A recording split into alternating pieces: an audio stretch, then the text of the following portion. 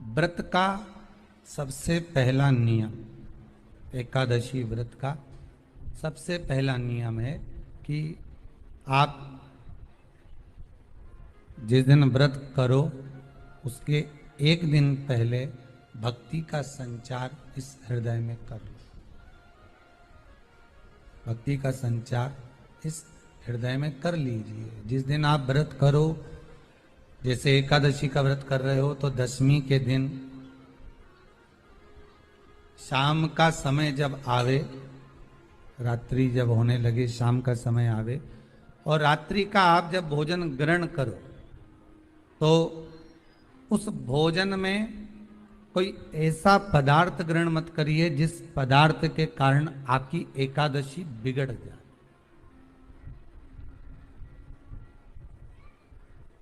एकादशी का दूसरा नियम बहुत ध्यान से सुनिएगा।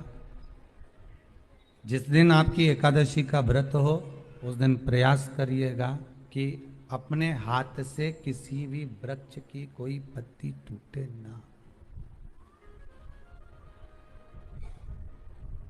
अपने हाथ से किसी भी वृक्ष की, पौधे की, किसी भी वृक्ष की पत्ती अपने हाथ से ना टूटे।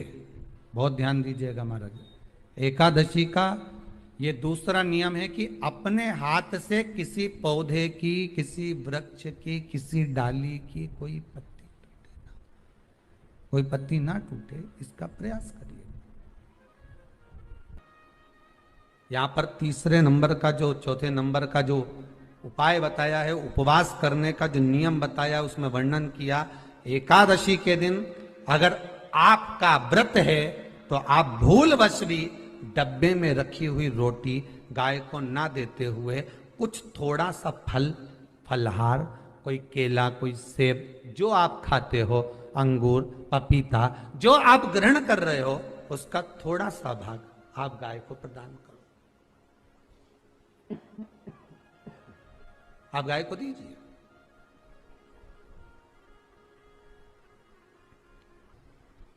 रोटी ही दी है, डब्बे में से निकाल के ले गई, गाय आई है, रोटी देना, देव मना नहीं।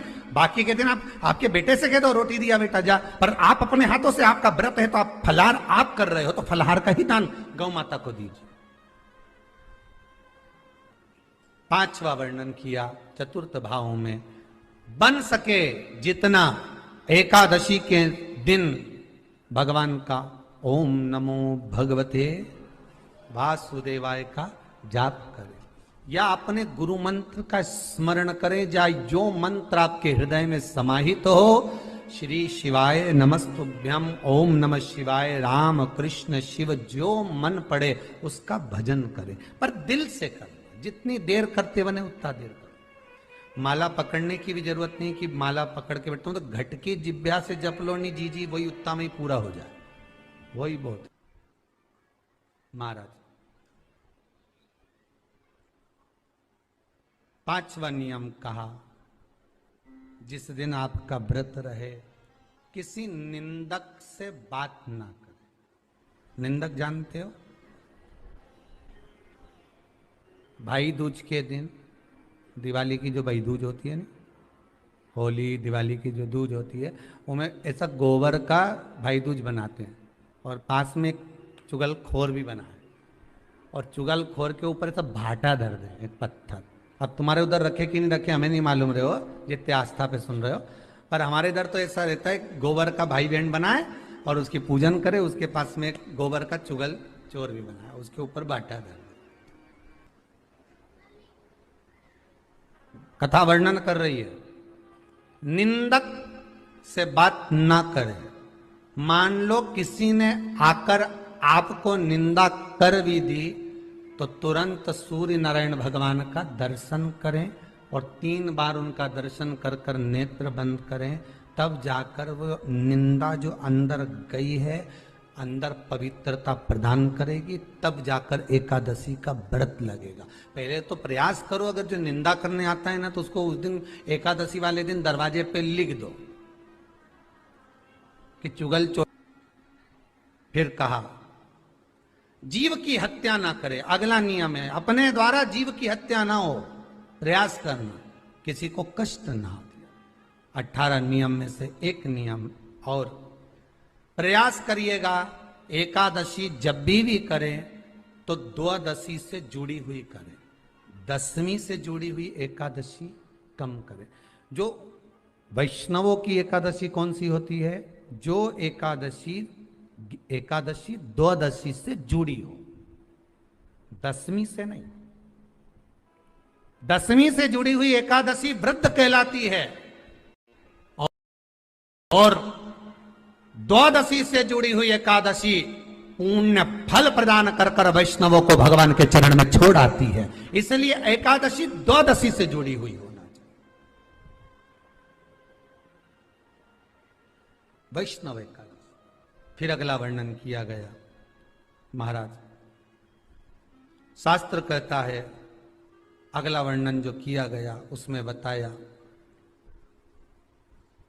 प्रयास करें जिस दिन एकादशी हो उस दिन घर में बुआरी झाड़ू आदि जो लगती है वो दूसरा लगा ले। क्यों? उसका वर्णन है, अगर आप बुआरी लगाएंगे, झाड़ू लगाएंगे, पोछा लगाएंगे तो हो सकता है कोई जीव आपके हाथ के द्वारा मर जाए। अब एक बार ये कथा हमने काशी में कह दी थी। कहां करोगे? सारे व्रतों में केवल एक व्रत ऐसा होता है एकादशी का, जिसका उद्यापन पहली एकादशी पर भी कर सकते हो। सारे उद्यापन में केवल एक उद्यापन ऐसा होता है, सारे व्रतों में एक व्रत का उद्यापन ऐसा होता है, वो है एकादशी का। ये जरूरी नहीं कि 26 पूरी होगी तभी तुम करोगे, या तो पहली में ही कर लो या फिर 26 पूरी हो तब कर। पर उद्यापन, अब तुमको ऐसा लगे कि हाँ मैं अभी तो जीऊंगी हो, अभी तुम्हारा बाल भी धोला नहीं हुआ, तुमको ऐसा लगे तो अभी तो मैं तो बढ़िया, तो पहली पर करने से क्या फल मिलेगा? तो एकादशी की नियमावली कहती है, अगर मान लो आपने पहली एकादशी पर भी उद्यापन कर लिया, इसके बाद में जितनी एकादशी करोगे वो सारी तुम्हारे खाते में जुड़ती जाएगी। मतलब बैंक में खाता खोल लो, ठीक है? खाता खोल लिया, अब जितना कमाता जाओगा उसमें डालते जाओ, जितनी कमाई करके लाओगे उसमें जमा करते जाओ। एकादशी एक बार उद्यापन पहले में भी हो गया तो बाकी का पुण्य तुम्हारे खाते में आ जाएगा, उसका पुण्य। एकादशी का उद्यापन बड़े महीने में माघ शुक्ल एकादशी के दिन, माघ का महीना हो, शुक्ल पक्ष की, जम के बोलिए, एकादशी हो, प्रयास करना कि आप उद्यापन करें, भले 5, 10, 11, 12 जितनी एकादशी हो जाए, 26 हो जाए तो ज्यादा अच्छी है, नहीं तो आप करें तो माघ महीने की शुक्ल पक्ष की एकादशी के दिन आप उद्यापन करें। प्रयास रखें, प्रयास। बड़े महीने के अंतर्गत जो उद्यापन, हाँ चतुर्मास के अंतर्गत उद्यापन नहीं होता एकादशी का, बहुत ध्यान दीजिए हमारा। ये जो सावन भादो कुंवर कार्तिक जो 4 महीना होते हैं भगवान के शयन करने के, इसके अंतर्गत एकादशी का उद्यापन नहीं होता, और इसके अंतर्गत उद्यापन करना भी नहीं चाहिए एकादशी हमारा। एकादशी का उद्यापन माघ महीने की शुक्ल पक्ष की एकादशी के दिन आप बहुत प्रेम से आनंद के साथ करिए महाराज। परंतु एकादशी के उद्यापन में सबसे ज्यादा अगर कुछ जरूरी होता है तो 24 तरह का नैवेद्य जरूरी होता है। कितने तरह का? 24 तरह का नैवेद्य। अब आप कहोगे गुरुजी उद्यापन हम कर रहे हैं एकादशी का, तो उसमें तो फलहार का हमें नैवेद्य बनाना चाहिए। तो फिर ये पुराण के अंतर्गत स्कंद पुराण में ये चीज लिखी है कि एकादशी का जब उद्यापन करते हैं तो 24 तरह का नैवेद्य बनाकर सिद्ध करते हैं। 24 तरह का नैवेद्य जान रख लेना, का हलवा बना लो, खीर बना लो, पूड़ी बना लो, सब्जी बना लो, पकौड़ा बना लो, भजिया बना लो, ऐसे 24 तरह का नैवेद्य अलग अलग चाहिए। पर लोग क्या करते हैं, खोपरा पाक बनवा लेते हैं 1-2 किलो और 24 जगह रख देते हैं। स्वीकृत नहीं है। 24 तरह का नैवेद्य रखा जाता, महाराज एकादशी के दिन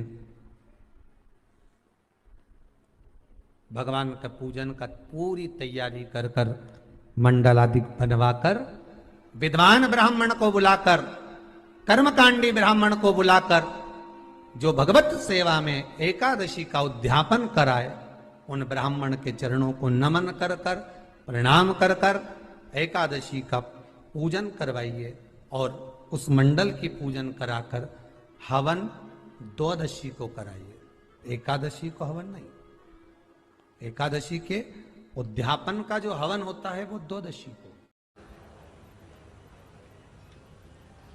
एकांत में रखा हुआ शिवलिंग, एकांत में रखे हुए शिव जी की पूजन 3 चीजें देती है।